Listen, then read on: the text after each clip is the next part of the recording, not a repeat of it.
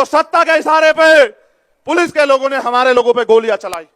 मैं हाथ जोड़ के कहता हूं प्रशासन के लोगों से, मोहरे मत बनो, सरकार बदल जाएगी। आपको नौकरी यही करनी है, जितने मर्जी बुलडोजर चला दो, किसी मां की कोख को छू नहीं करोगे। किसी से सरकार के इशारे पे उसके बाप को, भाई को छीन लोगे, तो मुझसे न्याय की उम्मीद करना कि मुझसे बचाने वाला तुम्हें कोई यहां नहीं होगा, कि किसी दूसरे प्रदेशों में अपने अपने लिए जगह ढूंढ लेना। क्योंकि जिस दिन सरकार बदलेगी, एक एक अन्याय का हिसाब होगा। और जिन्होंने न्याय नहीं किया, कानून के साथ खिलवाड़ किया, सेक्शन 4 का मुकदमा दर्ज करा के उसको जेल भेजने का काम हम पहले ही दिन करेंगे इस प्रदेश में। इस बात को याद रखना। एक पर्ची मेरे हाथ में दी गई और मेरे आज तक याद है। यहां गांव पड़ता है डोगर, उस गांव में एक बच्ची के साथ अन्याय हुआ और जब उसको न्याय की मांग के लिए हमारे लोग सड़कों पे आए, तो सत्ता के इशारे पे पुलिस के लोगों ने हमारे लोगों पे गोलियां चलाई और एक भाई तो हमारा मौके पे ही शहीद हो गया, जिनको मैं मुख्यमंत्री बनाना चाहता हूं। ये सरकार उनके साथ खून की होली खेल रही है। मैं बस अपने लोगों को ये कहना चाहता हूं कि इनसे सावधान हो जाओ। आजमाए हुए को दोबारा नहीं आजमाते हैं। ये अगर आज आपकी बात करेंगे तो बाबा साहब अम्बेडकर के अथक प्रयास से, उनकी बच्चों की कुर्बानियों की वजह से जो वोट आपको मिली है, ये उस वोट को लूटने के लिए आपके कस्बों, गलियों, मोहल्लों में आपके घरों तक पहुंचेंगे और आपके पैर भी पकड़ेंगे, आपके पैर भी छुएंगे, आपके पैर भी धोएंगे। आपको चाचे, ताई, बुआ, मामी, फूफी पता नहीं क्या क्या बताएंगे। आपको पैसा, शराब उपहार भी देंगे।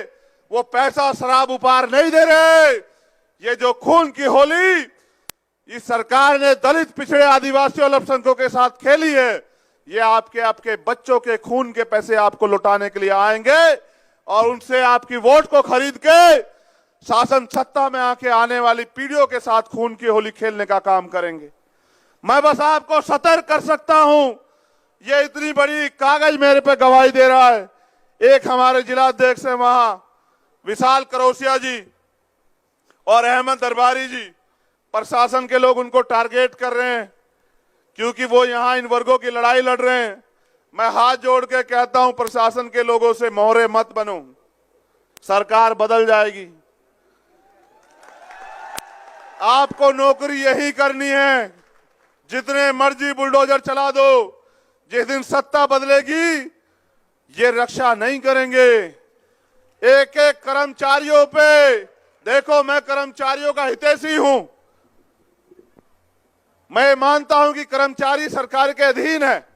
मैं तो पुरानी पेंशन को लागू कराने के लिए आंदोलन करने के लिए तैयारी कर रहा हूं मध्य प्रदेश में, कि पुरानी पेंशन लागू हो, बैकलॉग भरे, प्रमोशन में रिजर्वेशन एससी, एसटी, ओबीसी को मिले।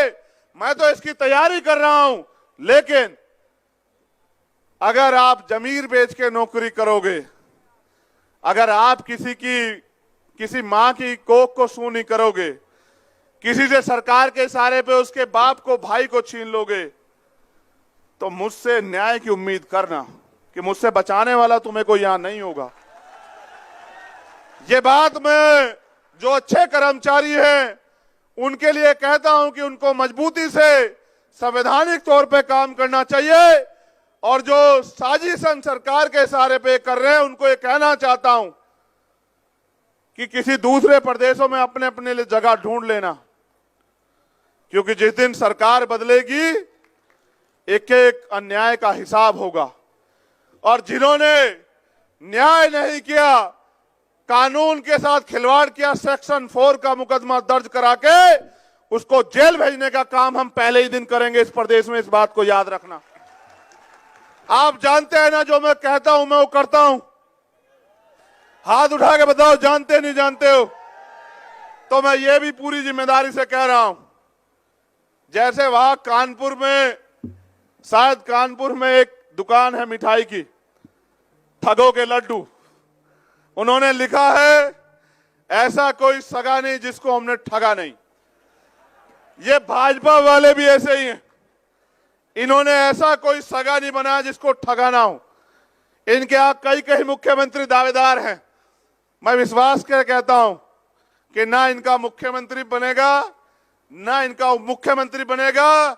ये जो अन्याय कर रहे हैं, जनता इनका इस बार वो हिसाब करेगी कि ये लोग याद रखेंगे और पुराने आने वाले समय में कभी ऐसी गलती नहीं